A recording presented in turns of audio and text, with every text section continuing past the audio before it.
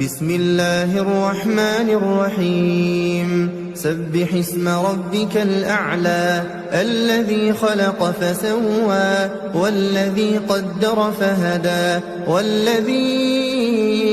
أخرج المرعى فجعله غثاء أحوى سنقرئك فلا تنسى إلا ما شاء الله إنه يعلم الجهر وما يخفى ونيسرك لليسرى فذكر إن